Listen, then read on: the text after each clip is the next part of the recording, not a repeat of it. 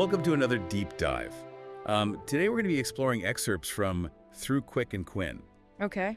a manuscript filled with diary entries and letters, Wow. written by two main characters, Quinn and Declan, who you'll learn starts going by Quick. Interesting. What's so exciting about this format is how raw and unfiltered it feels, like we're peeking right into their inner worlds. Absolutely. With diary entries and letters, there's no need for a polished narrative. You're getting their thoughts and feelings in the most authentic form. Yeah. And that's where the real insights lie. And trust me, these excerpts are packed with intrigue. We've got a name change prompted by a childhood tragedy, Wow. a mysterious high school club, and a powerful friendship that seems to blossom amidst family struggles and personal loss. It's fascinating how those external events shape their internal landscapes. We'll see how they process their experiences, their coping mechanisms, and ultimately how they grow as individuals. Okay, let's unpack Declan's story first. He chooses to go by Quick, a decision deeply rooted in a heartbreaking childhood event, the kidnapping of his younger brother, Jeffrey. The manuscript doesn't shy away from the profound impact of this event. Declan changes his name because any reminder of his brother, even Jeffrey's nickname for him, is just too painful to bear. It's like he's trying to outrun the pain Yeah. by shedding a part of his identity. Precisely. And this attempt to control his environment extends to his fascination with what he calls digs. Okay. He throws himself into researching and uncovering hidden truths, almost as if he's seeking order and control in a world that's suddenly become chaotic and unpredictable. And it's not just external investigations, right? Right. He's also digging into his own emotions through these letters he writes to Jeffrey. Those letters are incredibly poignant. Yeah. It's clear how deeply he loved his brother and how much he longs to maintain that connection. There's this undercurrent of guilt, too, a feeling that he could have somehow prevented the tragedy, Right. which is a heavy burden for anyone, let alone a child. It makes you wonder how carrying that weight for years shaped his personality and worldview. Absolutely. It's likely a major factor in his somewhat guarded and reserved demeanor. Now, in contrast to Declan's attempts to control his external world, Quinn's journey is more about finding inner peace. Her story is equally heartbreaking.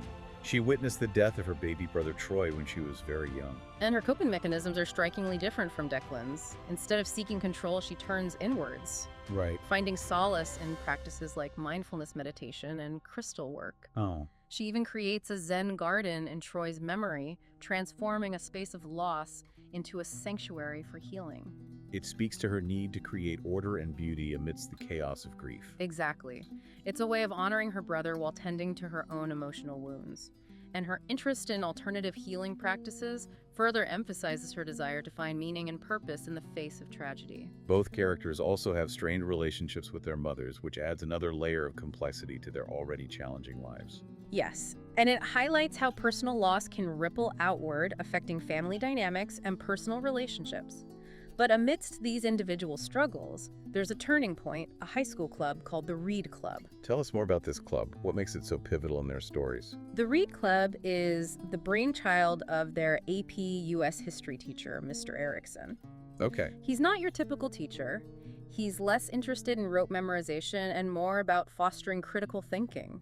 He encourages students to dig not just into historical facts, but into ideas, perspectives, and their own beliefs. So it's not just about history, but about learning how to think critically and engage in meaningful discussion. Precisely. And this is where Quinn and Quick's paths intersect. They end up partnering for a research project, and it's safe to say their initial interactions are a bit awkward. They seem to come from very different worlds. Yes, but beneath that initial awkwardness, a spark of connection emerges. Their shared love of learning and intellectual curiosity creates a common ground, allowing them to slowly let their guard down. There's a particularly memorable scene where they go roller skating together. It's hard to picture the brooding intellectual struggling to stay upright on skates. It's a fantastic detail because it reveals a more playful and vulnerable side to Quinn that Quinn clearly finds endearing. It seems like these shared experiences, like the roller skating outing, help chip away at the walls they've both built up. Definitely. We see their connection deepen further as they start having picnics together, venturing beyond the confines of the classroom and into a more personal space. Right. But just as things are looking up, a figure from Quinn's past emerges and throws a wrench into the works. Oh. Mandy, her former best friend. From what I gathered, Mandy is a complicated character. The source material describes someone who initially supported Quinn through her grief, but later betrayed her trust. Exactly. It's a potent reminder that even in the closest of friendships, there can be complexities and contradictions. And Mandy's betrayal has a lasting impact on Quinn, making her hesitant to fully open up to Quick. Which makes sense given her past experience. Yeah. Trust doesn't come easy after being hurt like that. Absolutely. But Quick's persistence and genuine interest in her slowly start to break down those barriers. And then, spurred by the spirit of the Read Club, they create Seek and Speak. An online forum that becomes a platform for students to engage in open dialogue and critical thinking. It's an interesting parallel, right? Both Quick and Quinn have their own ways of digging. Quick through his research, and Quinn through her exploration of alternative healing. Exactly. And now, with Seek and Speak, they're creating a space for others to dig as well. That's a brilliant observation. It's like they're taking the principles of the Read Club and amplifying them. Yeah. Giving their peers a platform to explore a wide range of topics. Right. From sports to the moon landing to even the truth about fluoride. And it takes off, right? Yeah. Seek and Speak becomes incredibly popular among the student body. Yes.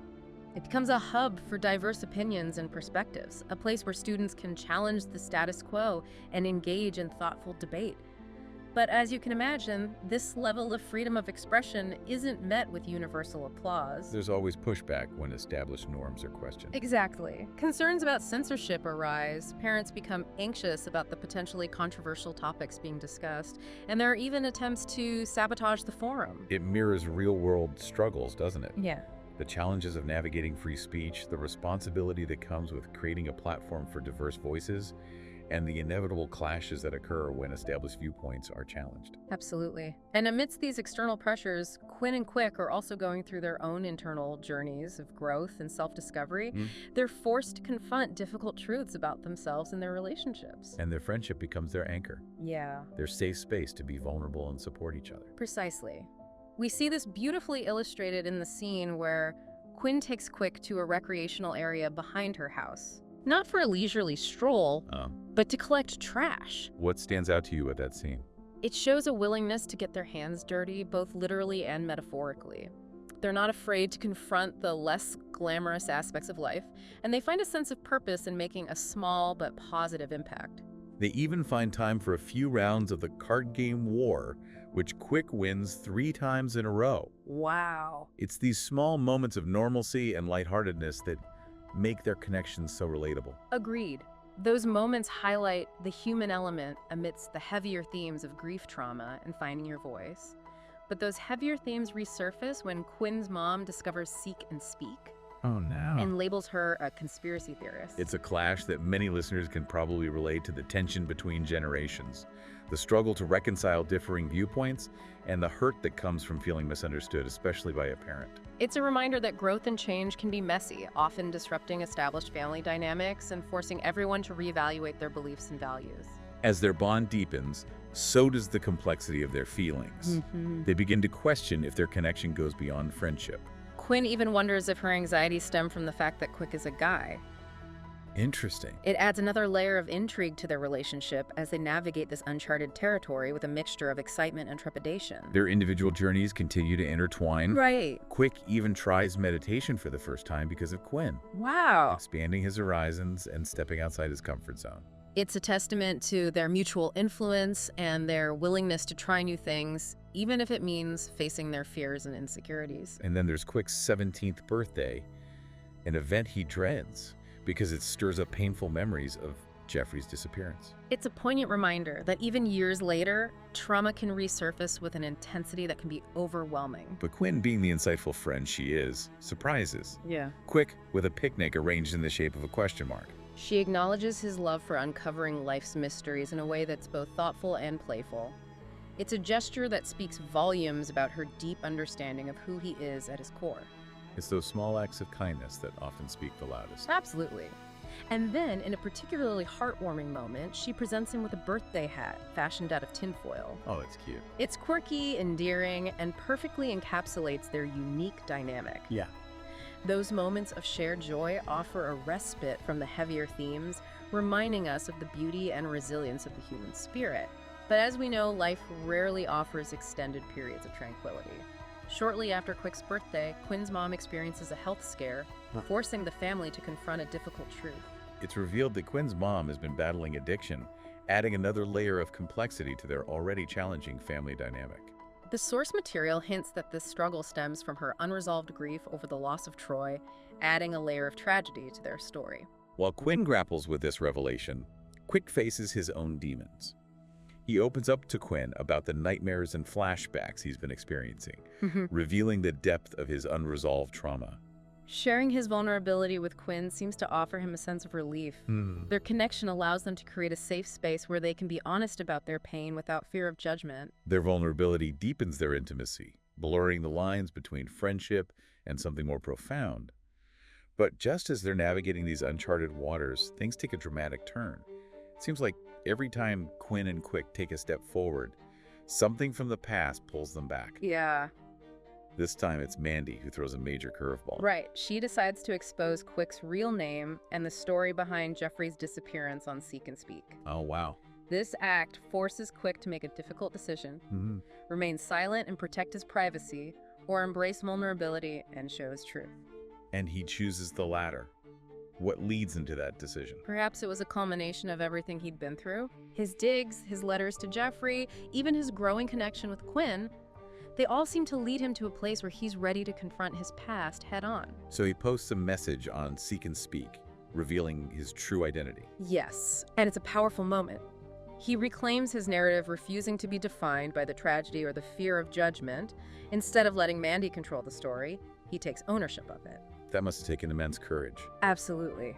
But his act of vulnerability sparks a firestorm. Oh. Some parents are furious, deeming the content of Seek and Speak inappropriate and dangerous for high school students. Yeah. They demand the school shut down the forum. It becomes a battleground for free speech and censorship. Exactly. Quinn and Quick are caught in the middle. They believe in the power of open dialogue and critical thinking, but they also understand the concerns of the adults in their lives. So how do they navigate this complex situation? They decide to organize a student protest. Okay. It's a peaceful demonstration, but it sends a clear message. They refuse to be silenced. They believe in their right to express themselves and engage in meaningful discussions. And their protest has a ripple effect, particularly on Quinn's relationship with her mom. Yes. Quinn's mom witnesses her daughter's passionate speech during the protest and is visibly moved. She sees Quinn's strength and conviction, and it challenges her preconceived notions about Quinn's choices. That must have been a powerful moment for Quinn. Definitely. It's a testament to the power of communication and empathy. Sometimes all it takes is witnessing someone's genuine passion to bridge the gap between differing viewpoints. But as graduation looms, Quinn and Quick face the bittersweet reality of their impending separation. Oh. She's accepted to a yoga program in Florida, while he's chosen to stay home and support his family as they navigate his mom's recovery. It's a classic dilemma, love and distance, and it's made even more poignant by the fact that they share their first kiss on New Year's Eve. What a bittersweet ending to the year. So do they make it work? Does their relationship survive the distance? Well, the manuscript jumps ahead several years. We learn that Quinn thrives in Florida, building a successful career as a yoga instructor and online wellness guru. Quick, meanwhile, keeps his promise to Jeffrey becoming a police officer and eventually joining a task force dedicated to fighting human trafficking. It seems they both find their own ways of making a positive impact on the world. Absolutely. And they do it in ways that align with their core values and passions. Yeah. Quick, through his digs in law enforcement, continues to seek justice and uncover hidden truths. Quinn, through her exploration of healing and wellness, creates a space for others to find peace and inner strength. But what about their relationship? Did their paths ever cross again? Here's where it gets really fascinating. Years later, Quinn returns home for a visit and decides to go to Quick's house. Okay. What she finds there is unexpected, to say the least. Okay, you've definitely piqued my curiosity. What does she find? She finds Quick now a devoted husband and father. Wow. He's married with a daughter named Loa and a newborn son named Jeffrey Troy Williams. Wow. It's a heartwarming ending for Quick, seeing him create the loving family he always yearned for. But it also raises so many questions about Quinn and what this unexpected reunion means for both of them. Exactly. What happened during those years apart? What emotions resurface when they see each other again? Does their connection reignite, or has life moved on? These are questions the manuscript leaves unanswered, inviting us to contemplate the complexities of love loss and the enduring power of connection. It's like we've been given all the pieces of the puzzle, but we're left to assemble the final image ourselves. What stands out to you as the most significant dig in this story? Yeah. What resonated most deeply with you? For me, it's the idea that even in the face of immense loss and trauma, we have the capacity to heal, grow, and create a meaningful life. Quick and Quinn's journey reminds us that our experiences, no matter how painful, can shape us into the people we are meant to be. It's a testament to the resilience of the human spirit and the power of connection. This deep dive has certainly given us much to ponder. What are your final thoughts for our listener? Something to consider as they continue their own digs in life. Remember that life is a journey of constant exploration and discovery. Embrace the digs, those questions and curiosities that ignite your passion and lead you towards a deeper understanding of yourself and the world around you. Don't be afraid to challenge the status quo, explore unconventional paths, and connect with others who share your thirst for knowledge and growth. What a perfect note to end on. We encourage you, our listener, to reflect on what resonated most deeply with you in Quinn and Quick's story. What are your own digs? Share your thoughts and reflections. We'd love to hear from you.